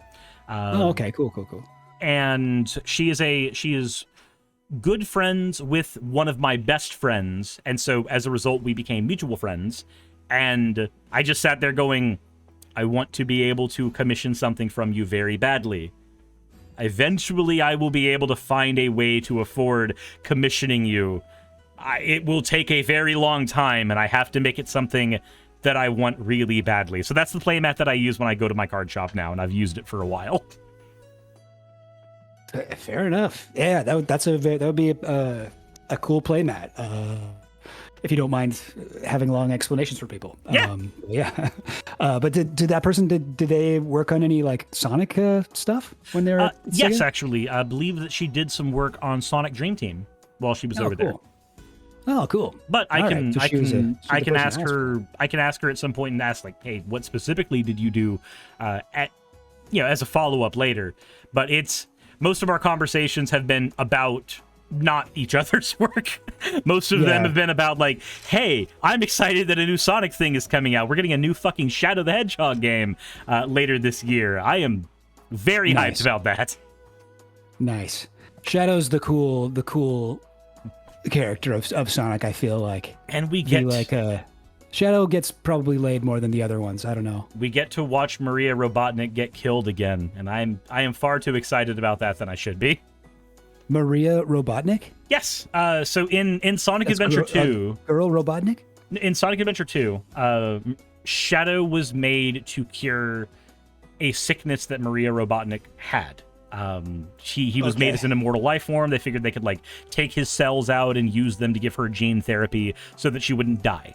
The manual for the game explained that the sickness was AIDS. That Shadow was made to cure AIDS. What? I'm not even kidding. I'm not kidding. That seems way too heavy. But that is the story that they went with. And in the manual, they called it NIDS instead of AIDS. It was neurological immunodeficiency syndrome, but it was happening 50 years. It's brain AIDS. But it was happening in the 50s, leading into the 70s. So it was happening during the actual AIDS epidemic. Canonically, So what is the deal with that? Did they ever sort of explain why they went with that? It was so nuts. They needed a sickness that would make sense for a character that needed to be isolated from everybody else, and that was a way that we treated the AIDS epidemic at the time. Was that if somebody had it, they just got ostracized out of society. So they were like, okay, cool. Maria has neuroimmunodeficiency disorder. The comics ended up explaining it a little more. They had a whole series where like Bunny Rabbit, one of the other Sonic characters, got infected with it too, and had to be on had to have a like exoskeleton robot that she was in that would keep her from being like afflicted by the environment, because if you have an immuno disorder, things like the common cold are a lot more dangerous for you. So just all kinds of weirdness there. I thought they were going to abandon that story, because that's, this is like early 2000s Sega making something. It's been 20 years removed since then. You'd figure that they might retcon it a little bit to go, no, we're not going to go with the AIDS story. Shadow was made for some other reason. That's what we're going to retcon it to. Nope, we just got the first episode of the new anime for Shadow. We're getting a little mini 3-episode anime for Shadow the Hedgehog. And in the first episode, they directly reference that Shadow was made to help cure her sickness. And they give her symptoms. She has vertigo and all kinds of shit in the actual episode. So I'm like, oh, no, they're keeping it. They're keeping everything. Oh. And then we got to see her get shot. And I'm like, oh, they're even keeping that too. They're keeping her getting killed by a 1911. All right. Well, excellent. I'm glad that they decided to keep everything from Sonic Adventure 2. It's perfect. Wow, that is got to be one of the top 50 weirdest things I've heard about Sonic the Hedgehog. That's crazy. I was gonna say like top 10, but there's a lot of weird things about Sonic the Hedgehog. I don't know if it would make the top 10. I can't wait for there to be more weird things after the end of this year, because in 2025 we've had it confirmed by DC Comics we're getting a Justice League crossover. What? Okay, yes! That's unexpected. We're getting a Justice League crossover for Sonic the Hedgehog. Wow, that's and. So interesting. DC went a very different direction than Marvel with their movies, eh? Yeah. Now they're like, maybe Sonic can help. Maybe we can make our extended universe go there. Maya Norma's butt is going, oh, there's so much more. As in, there's so much more weird shit for Sonic. There is. There is. The zombie apocalypse in the Sonic series was one of the best arcs it's ever fucking had. I saw the other day that Jim Carrey in like 2022 or something was like, I'm quitting acting. I'm not going to act anymore. Maybe I'll act if something amazing comes. If I read a script and it's written in gold and I'm like, this movie needs to be Sonic made. 3. Yeah. And then like a year later, he was like, it's announced he will be returning to play Robotnik in Sonic the Hedgehog 3. I was like, oh yeah. That was the golden script. Yeah. And they got Keanu Reeves to be Shadow the Hedgehog. That's cool. I'm really excited for the movie. I'm not gonna lie. Yeah. I am a consummate Sonic fan. I used to be part of a Sonic podcast where we would talk about it every single Friday. The podcast is still going. I just ended up leaving after about 2 years. It was called Sunset City, and it was a blast. I met a lot of people through doing that podcast that I just would not have met otherwise. But yeah, the Sonic series is really weird.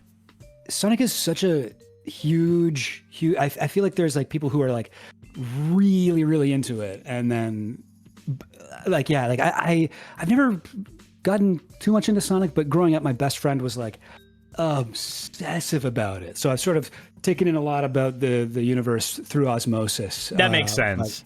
It is one of those series that has like almost unlimited depth in terms of when you feel like you've experienced everything that there's like some other random corner of it that you have to dive into, and then once that's done, there's something else that pops up. You're like, okay, I've played all the games. I know everything there is to know. They go, well, have you played the Game Gear games? There were Game Gear games. How many? Like 15? Fuck! Why? Okay, cool. Okay, I've played all of these. Oh man, I remember the Game Gear, like kids bringing that to school and it being like, it was basically like Super Nintendo graphics on this like brick. And huge it lasted like 1 hour long. The batteries died really quick. Garbage, but it was like so much better than graphics than like the Game Boy that was at the time. Like Sega was like so far ahead of the curve there, except it was just way too big. It couldn't fit in your pocket. Yeah, it was a very poorly designed thing. Maya just said the neurodivergent to Sonic pipeline is real. It is. What is with that? Like what like, because that appears to be a thing. So why? there actually is there's a video called The Link Between Sonic and Autism on YouTube. I'm not even kidding. That came out a few weeks ago. And it does do a okay job of explaining the link there. I think there's two aspects to it that are very, very important. For one, it's a very clear cut and dry franchise. You know who the heroes are, you know who the villains are. There's not a lot of like ambiguity there. If you look at something like Attack on Titan, who's the hero of that story? Is it Eren Yeager? It depends on where in the story you are, but he may actually be the worst villain of the story depending on where you're at. He also may be the best hero of the story depending on where you're at. Is that something that neurodivergent people tend to enjoy? Is like black and white morality as opposed to like something more complicated? So yes and no. So the thing with Sonic, the reason that there's a link there, you do have that initial grasping of like, this is easy for me to get into. I understand who the villains are. I understand who the heroes are. I get their motivations very, very quickly. I can attach onto this very fast. And then the other side of it, whereas if you have somebody who's neurodivergent, a lot of times they will hyperfixate on something, or it can develop into a special interest where they hold it for multiple years. The thing with Sonic is it has a lot of that depth to its characters, where there's plenty of times where, Sonic's the hero of this story. What's he trying to do? Well, he's about to eliminate an entire world from existence. He's technically gonna be complicit in a genocide by the end of this. It's supposed to be a story about King Arthur, but trust me, this is what we're doing. Like that's Sonic and the Black Knight on the Wii. That is the actual story of that game. I remember my best friend growing up. She was obsessed with Sonic 2, the PC game, and I believe she was in this whole like online community. And she has autism, and as I guess I could have just said she was a Sonic fan, but she was really into Sonic 2 and this like legendary like Sonic 2 beta edition that went out online. And apparently in the beta version of Sonic 2, there was a level called Genocide City. Yes. It was one of the originally planned levels for Sonic 2. And she was like, she found like screenshots of it, and like then she ended up programming her own version of it, and was just like getting really into it. And it was just, I don't know, I just remember thinking that was so wild that there was like a Sonic game which has all this like happy music and fun jumping around, has this level called Genocide City where there's a bunch of like skeletons hanging from like nooses and stuff. Like it's pretty, I guess, obvious why that would have been scrapped, but just the fact that they even went there and designed sprites for it and stuff. But it also is very in line with what Sonic was doing at the time. So if you look at hearing you say that, I was like, you know what, that's kind of on-brand for them. Yeah, because so in the Sonic series, if you're looking at the Archie comics and the Sat AM cartoon, Eggman, Dr. Robotnik at the time, had actually taken over the world and had begun roboticizing people, which was the same thing as what happened in the Justice League movie, where Darkseid would come down and convert everybody into his minions. But it's effectively killing them. It's erasing everything that they were. It's a way to explain, hey, all these characters are no longer around. They're all dead, technically, but this is a kids show, so we don't want to say he killed everybody. He's converted everybody into robots, and they're lost forever. And there's definitely a chance at saving them later on down the road, probably. That's what Sonic was doing a lot of at the time. Interesting. which the comics, once the show ended and the comics took over with the story, they were able to kind of dial back on the censoring there. If a character needed to die, they would just fucking die. They would, like, Robotnik just got killed during one of the parts, and we just didn't have him as a villain for like 4 years. And they kept that version of Robotnik dead the entire time, up until one moment where he came back for a single thing and then was gone again. So yeah, interesting. The thing with the series is that you get to latch onto it really, really early, because it is very comforting. It's very clear cut. It's very, very stimulating. They're very, very stimulating games.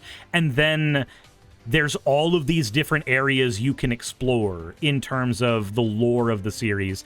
And if you have somebody who has a special interest in Sonic, them having these like nigh infinite areas of exploration where there's always something new they can research.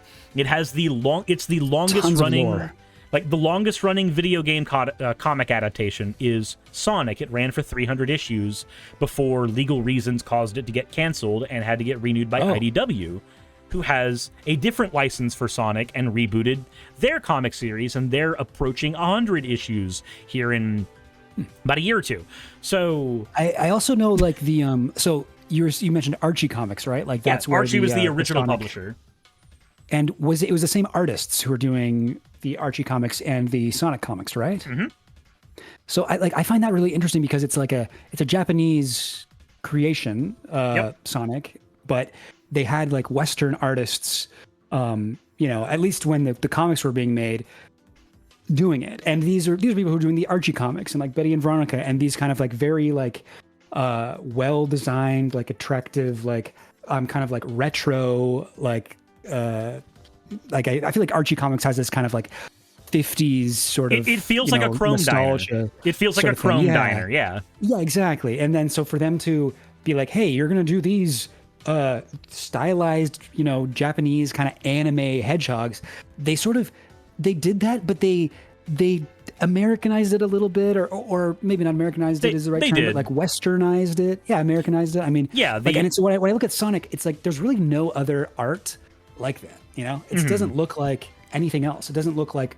I see people say Maya talking about how it's a furry awakening for lots of folk, which makes sense. But they also don't look like furries. Like they don't look like furries. They don't look like anime. They don't look like Archie comics. But it's kind of like everything. Yeah. All they're very much their own thing.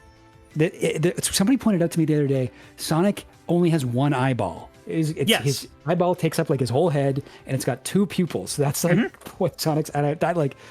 It's so disturbing, but it's also somehow that works. It's the reason why, if you look at the Sonic movie, he has a white tuft of fur in between both of his eyes. It's to make his movie design still resemble that other design. Right. Oh, okay. I gotta look that up now. Sonic movie. That is interesting.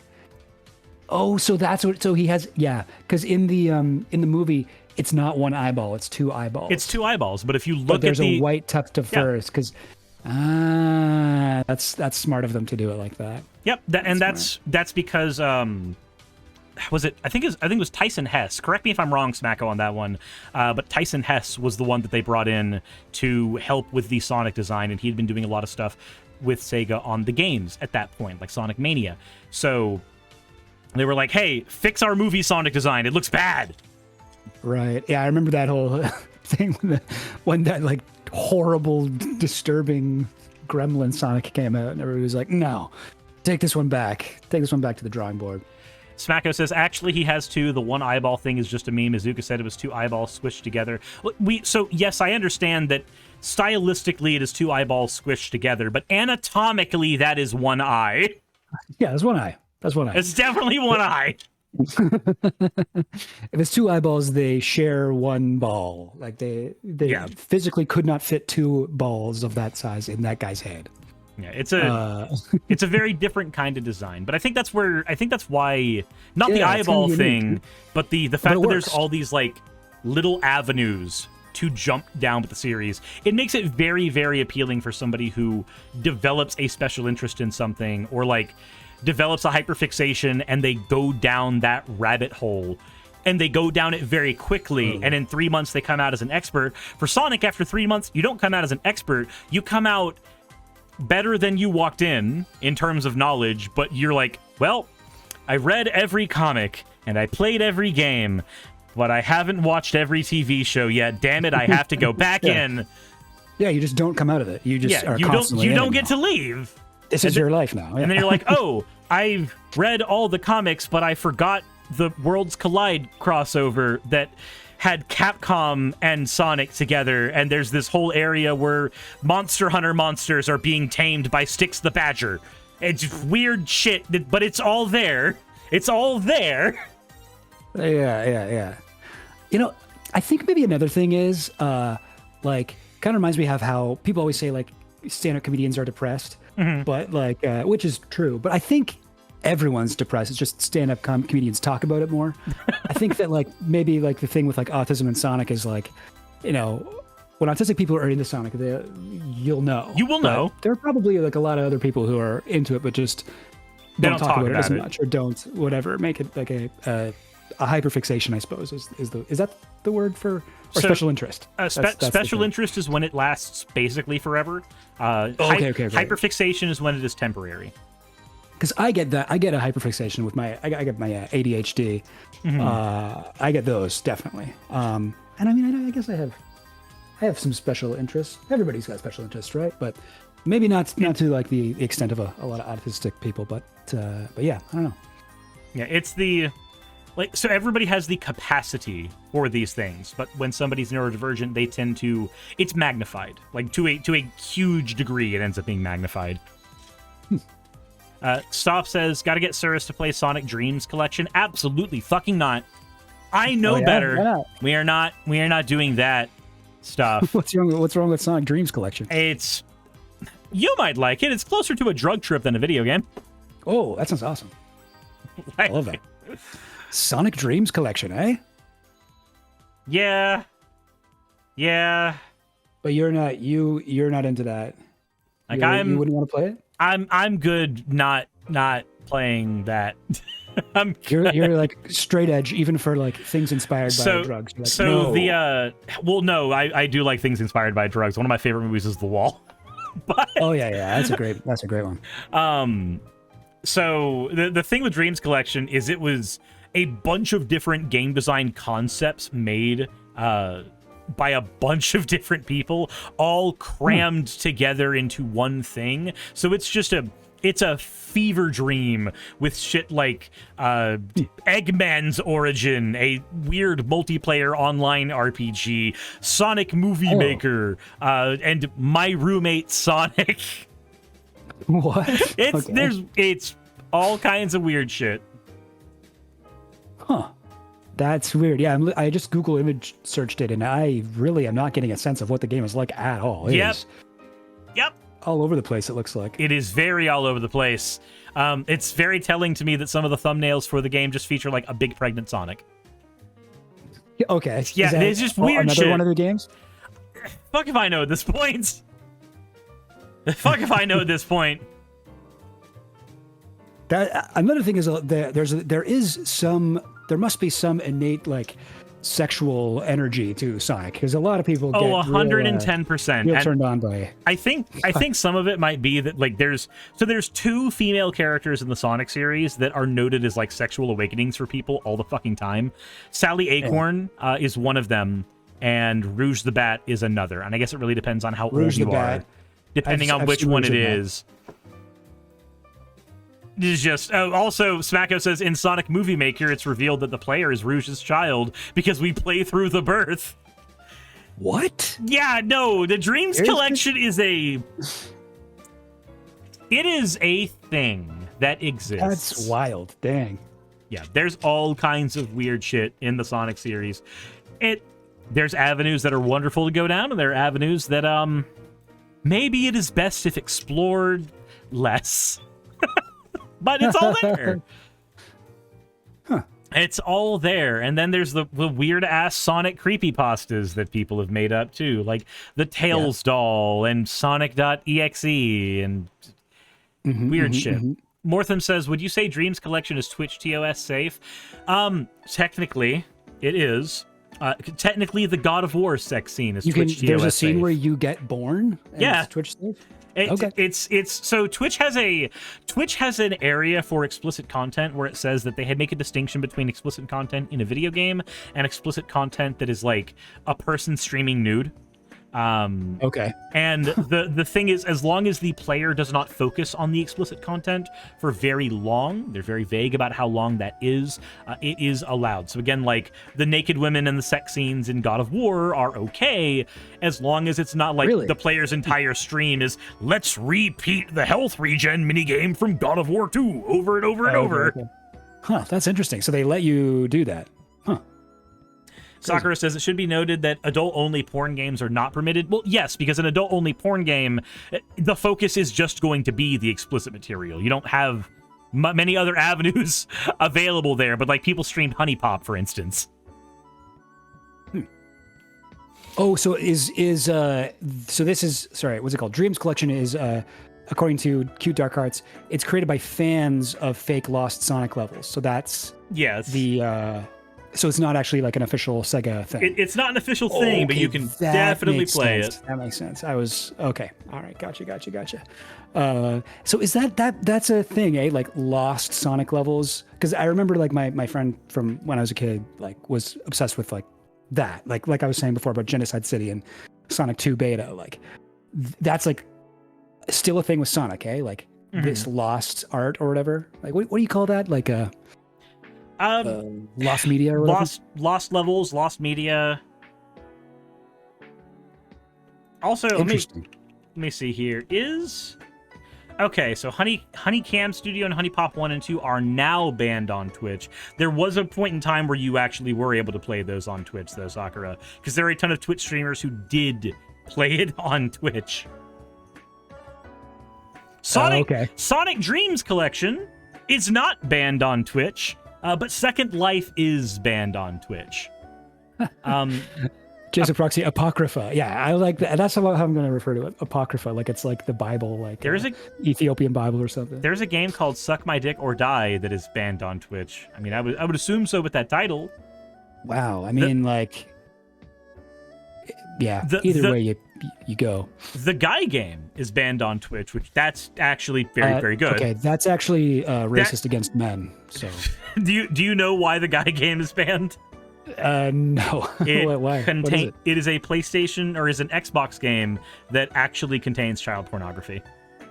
Oh God, what? So you know how during like Girls Gone Wild commercials they would just film a bunch of college girls flipping up their chests, like that's just a thing they used to do all the time. Yeah. So that was. So the Guy game has sections like that in it where they filmed real life women flipping up their chests, their skirts, all kinds of shit, as a reward for getting like basic fucking trivia. Correct? That was their appeal. Like, let's just have trivia questions, and if you get them right, then you get to see naked women. They didn't verify the ages of the women. Oh boy. So they were just like, you've got tits, flip up your shirt. And turns out some of them were very underage. And that, the Too Many Games convention, actually. The convention I went to the week after the Yonkers. I remember, you were heading right there, basically, after the Yonkers. A copy of the Guy game showed up at the Too Many Games convention, and the entire booth had to get shut down when it showed up there. Because it's like, you just brought child porn into the booth. Fuck trying off. To sell it. Yeah, you're trying to sell it to people. What the hell is wrong with you? Jesus. Yeah, man, that's rough. Sakura says that sounds like a massive legal problem. Yeah, it was, which is why, like, when that game shows up in places, it tends to disappear very, very quickly. It gets confiscated, somebody smashes it, burns it, what have you. Eventually, there's not going to be that many copies of that around anymore. Well, that's good. Yeah, but it is... I believe it's actually technically illegal to own it anymore. Yeah, I mean... Yeah, wouldn't it be? Isn't that just how that would work? Sense. I feel. Yeah, no, it is actually considered illegal to own the game. Yeah, it's illegal to own it completely. Paige says it must have been illegal to start with. No, that's not how that works. It can be legal to own it until it is understood that there is illegal material in it, and then it becomes illegal. Oh, okay. It doesn't have to be illegal to start with. Because that was a game that was talked about a lot as like, hey, this is one of those cool things you can get with your friends. Like, the game was not illegal to start with, but it is now for very good reason. Jeez. You're just looking through the list of games that are banned on Twitch? Because I was, because Soccer was pointing out, I think Honey Pop is banned. And so I decided to look it up and say, like, yes, they actually did eventually ban Honey Pop as a game that you can play on Switch. Smacko says it was developed by Guy Game was developed by a Metroid Prime developer. And look, not everybody at Retro Studios is a good person, okay? Wow. That sounds like, I mean, you know, even without the like underage person in there, that sounds like the fucking like sleaziest game ever. Yeah, it's called the Guy Game. It's not the kind of game that you would buy because you want to play it. It's the kind of game you buy to impress your friends at a frat party. That's what it ends up being. I don't think there's anybody who actually like owns that. Sounds like The Man Show. Remember, like it's Adam Carolla and Jimmy Kimmel's old show, The Man Show. Like, there's all these like girls jumping on trampolines and stuff and whatever. Yeah, it's stuff like that is just I don't understand the appeal. I don't. Yeah, well, I feel like that was a different era. I don't know. I think it would be. We still have like gross, you know, sexist things today, but I think that now that everybody knows about internet porn, there's less need for people to make like Hooters the talk show, you know? Yeah, we don't need that as much anymore because we can compartmentalize that into something else. Just why it was so weird to me that like right-wing Twitter got so up in the air over Stellar Blade for so long, if you remember that whole debacle. I don't. What even is Stellar Blade? So Stellar Blade was an action game that was developed for the PlayStation 5, and one of the main things with the game was that it had a very, very risque main character, not unlike a Bayonetta, as an example. She was modeled after a real actress, but they enhanced, we'll say, exaggerated a lot of her features quite a bit. Afterwards, a friend of mine, Miss Lacuna, sent me a bunch of articles and stuff on it because she was like, hey, this is probably something you need to talk about. So the game itself... They yassified her. Basically.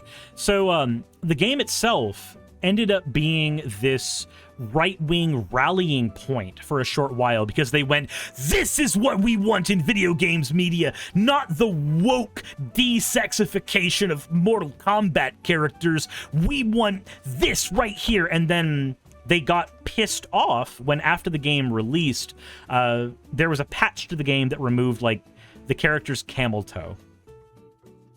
Okay. They got pissed off. They were like, no, you don't understand. This is the reason I bought this game, and I am proud of this. This is what video games truly stand for. They made it a whole fucking culture war issue. If you're familiar with Grums, he was one of the old developers on World of Warcraft, but he's started an entire grift about being a right-wing culture war anti-woke warrior in the video game space. That's his whole fucking grift. So every time a new video game controversy comes out of any variety, if it can be given a right-wing spin, he does everything in his power to do it. You're familiar with Warhammer, right? Yeah. Mm-hmm. So when the idea of female space marines were brought into Warhammer, he made all of these like for days, he would make post after post after post, blog after blog after blog, go on podcast after podcast talking about how it's impossible to have a female space marine. This is woke nonsense. This is stupid. This is not what the games industry needs. And then Games Workshop would be like, okay, so you remember this one book we wrote like 15 years ago that actually explicitly said that this is a thing we can do? Okay, so you're fucking wrong. Man, that's...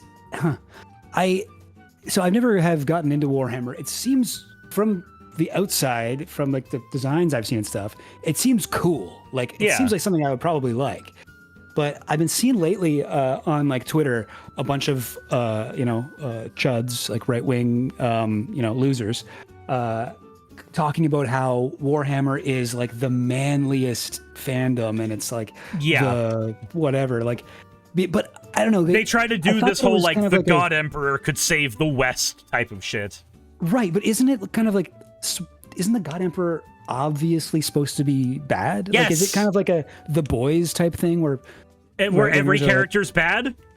Yeah. Yeah. It's like, but right wingers kind of don't understand that it's making fun of them. They're media illiterate. They are completely media illiterate.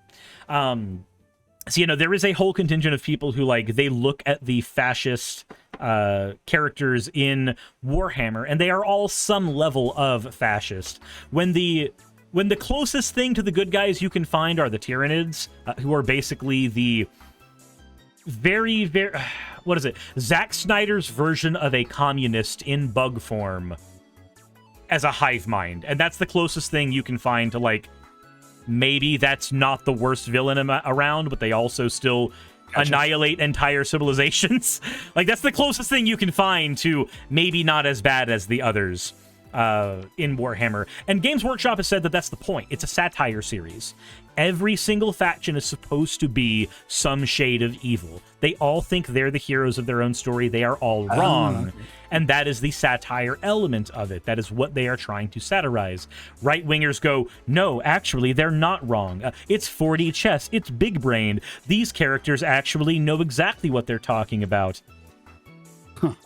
So it's like, I guess it's kind of designed to be a game. Like, it's supposed to be like the kind of tabletop... it's a tabletop miniatures game. So it's not necessarily like it was designed to be like a story with good and evil. It's like, no, we just got to get these people to fight. Yep. That's the idea. Interesting. Huh.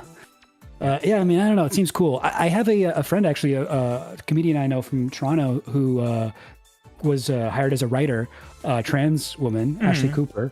And that was a few years ago. I don't know if you remember that time, but there was a huge backlash against them hiring a trans woman from these same types of fans. Yeah. But yeah, I don't know. It seems very political, at least. Like just the idea of the God Emperor and the Space Marines and stuff. That seems there is some political point being made here. So it's weird when people are like, "Oh, why did it go political?" It's like, what do you mean? It's just always a thing. Who was it that said... There's this communist alien bug things? That's the Tyranids. Also, there was a question asked, what's wrong with the Tau? I don't know the Tau lore. The Tau's biggest issue, and I'm not super familiar with their lore either. Warhammer's one of those things that I experience peripherally. I don't play the games, but I do... every now and again, go and watch a YouTuber who does a lot of lore breakdowns of stuff and go, yeah, no, this is really fucking interesting. The Tau's biggest thing is that if they disagree with your philosophy, they will just eliminate you. They will do it by going, hey, we're sorry you're wrong. I guess you have to die. That's their thing. They're a very, we are correct, you are incorrect. I guess we have to annihilate your entire nation. I'm sorry. Smacko says Tau are the actual space communists. The Tyrannists are just the Zerg. But the Zerg are... Suris, don't make me nerd out. Go ahead, Smacko, nerd out. Leftist infighting. Go ahead, Smacko, nerd in space, out. We got leftist infighting. Do it. Suris, don't make me do it. Staff says, so they're evangelical crusaders. The Space Marines are evangelical crusaders. There's a lot of evangelical crusaders in Warhammer lore. And they're humans, right? They're from Earth? From Earth is a stretch, but humans, yes. Okay, they're humans. Okay. So it's kind of like a sci-fi fantasy kind of mix. Yes. It's very much like how World of Warcraft is... Because that's how World of Warcraft is as well. There's as much sci-fi and fantasy in WoW, even though it leans a little further into the sci-fi for Warhammer. Definitely more into it than a lot of other things. Yeah. I just played Baldur's Gate. There's sci-fi in that too, which is I guess from D&D. Yeah, because D&D has like artificers and shit where you can implant a lot of that fantasy in. Mm-hmm. Yeah, it's a cool mix. I like it. I like when sci-fi. I like when aliens do magic. Look, the best race though in Warhammer, I will say 100% is the orcs, because the orcs in Warhammer are they are psychic. If they believe something is true, it simply is. So if they change reality. If they have a tank and they paint the tank red, the tank will go faster because they believe that red things are faster. Oh, interesting. That's kind of like Jordan Peterson's philosophy about truth. He's like, no, if you believe it, then it's true. He's like kind of so. Jordan Peterson's basically a Warhammer orc. Yep. Everybody's saying more DACA, more DACA. Yeah.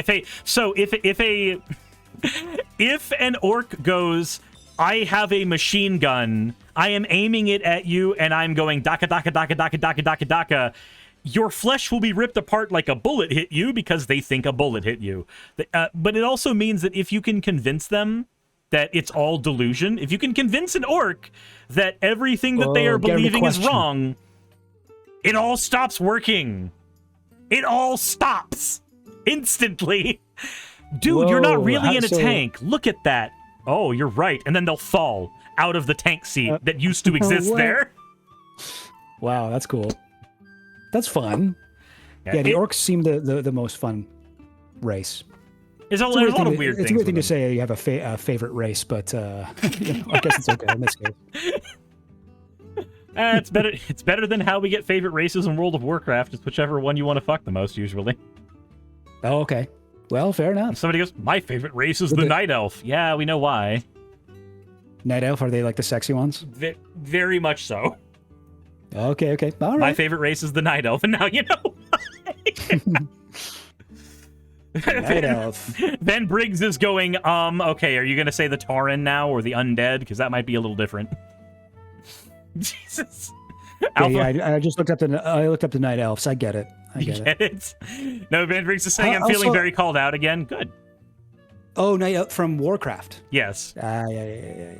I would assume sorry, I thought we were talking about Warhammer. But you mean the orcs from Warcraft as well? No, the orcs from Warcraft are like regular fantasy orcs in every way, shape, or form. Gotcha. The orcs from Warhammer are the ones that are all psychics. I'm surprised that there's so many right-wingers who are into Warcraft, because these Night Elves, they kind of look like blue-haired social justice warriors. And actually, they're hippies. Like, most Night Elves are hippies. Yeah. So technically, they are. Not be into them. No, not really. Night Elves look like they've definitely got pronouns in their bio for sure. Night Elves also get to experience a lot of racism. So, yeah. Okay. But no, they definitely would like them. I guess this is the same thing as when you find like the anti-trans politician who also just happens to watch a lot of trans porn. Maybe his name might be Mark Robinson, and maybe his porn handle is Mini Soldier. Maybe, just maybe. Yeah, that was the funniest scandal in a while. Oh my god, I loved that. It always happens that way every time. I mean, there's a lot of people who are like clearly projecting, but like, my god, like the Mark Robinson thing. Like, what a moron. Like, I looked through his posts, whatever. I saw the ones that CNN didn't post, where he's like going on about his like golden shower fantasies and stuff. And, hey, like I got no issue at all with that. But the fact that this guy, he put his full legal name and his like business email address in his account, like, dude, like that is... What are you doing? And then he becomes a like right-wing, like anti-porn, like sex negative, whatever, like anti-trans, anti-whatever. Like, it's so nuts. Like, what? Yeah, I don't even know where to begin with it. I think the funniest thing was reading that CNN article where it's just going through, this is definitely him. And they, first of all, they're like, he put his email and his name in the thing and used the same name and other things. But they go even further than that. And they're like, he's got like this phrase that he uses a lot that's very uncommon. He has a bunch of uncommon phrases that were used on this porn site and on his like Twitter and Facebook and stuff. And one of them was, I don't give a fat frog's ass what you think about that. It's like, Which I don't is give a fat frog's really ass. specific. It's like, no one has ever said that in the history of the world. No one has ever said that. But I think I'm going to start saying, I love that as a phrase. A fat frog's ass. But if we all start man. saying it, how will we be able to find out if Mini That's Soldier true. is on the porn side? They're going to think we're all Mini Soldier. Yes. Yeah, that's true. I mean, hopefully he'll put his email address in there for us so we don't have to worry about it. He's polling at 40%. That's Yeah, he's not. insane. Goddamn. It is amazing how many people would be like, of course he jerked it to trans porn. So do I. I hate them too. He was doing opposition Probably. research. He was trying to understand the Opposition enemy. research. Jesus Christ. Deep undercover. So deep undercover he can't let his wife see the phone, which is why it's under the covers. Yeah. Mini Soldier wants to just fuck a fat frog back. Yeah. My God. Yeah, what a guy. Well, this has definitely been a really fun time, but we are at 2 hours, and I don't want to monopolize too much of your time. Yeah, thank you for having me. That was super fun. Happy to do it again, and Sure. Maybe one of these days, if I get get my streaming going, I'll have you on. Do a reverse. Sure, we'll have to do something. We'll have to do something maybe a little more. What's the best way to put it? A little more focused next time too. Yeah, yeah. This was definitely like an ADHD stream. It's just all over the place. Wherever the brain goes is where we're gonna go. Yes, wherever the brain takes us. Love it. Cool. Well, yeah. Thanks everybody for watching, and let me just plug myself in the Absolutely. chat. It's down here. Here's my YouTube. Check me out there, and subscribe to Nico Suris on Twitch or his YouTube as well. Also, if you're plugging yourself in the chat, maybe let people know where they can find you on social media and everywhere else verbally as well for people who are watching on YouTube when that comes out. Okay, yeah. If you're on YouTube, you can find me on youtube.com/chillgoblin. I got a Twitter, chill_goblin on Twitter, and I got a Patreon. Those are my only 3 things. But check it out. Awesome.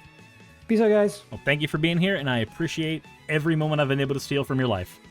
Yeah, no problem. Anytime. Bye, everybody. Hey, just wanted to give a quick thank you to all of my wonderful patrons who help keep me afloat and help keep this channel going. YouTube and Twitch are wonderful platforms, but at the end of the day, stability is not one of their strong suits. If you want to support my channel, then obviously Patreon is one of the best ways of doing that. Link is in the description. But I do want to personally thank everybody who has contributed to the channel. Those people would be Red Joker, Purple Poundini, Jemshin, Britzkrieg, Jupe the Malignant, Michael, Ravalern, Mabbity Babbity, Astral Frontier, Autumn and Angel, Nixie Chan, Agamotto, Victorian Alchemist, I'm not saying the last part of that, and you know that. Arcton Arclacier, Kiratorian, Dren Hadamata, Jordan M, John L, Lord Bleck, Smiling Game Master, and Fireshard. And everyone else who supports my channel and lets me do what I do full time. This is a dream job of mine that I never believed that I would be able to take full time, and with your help, I've been able to do it. So thank you so very much for that. Thank you for watching the video. I hope you all enjoy, and I hope you all are having a wonderful time. I will see you all in the next one, hopefully.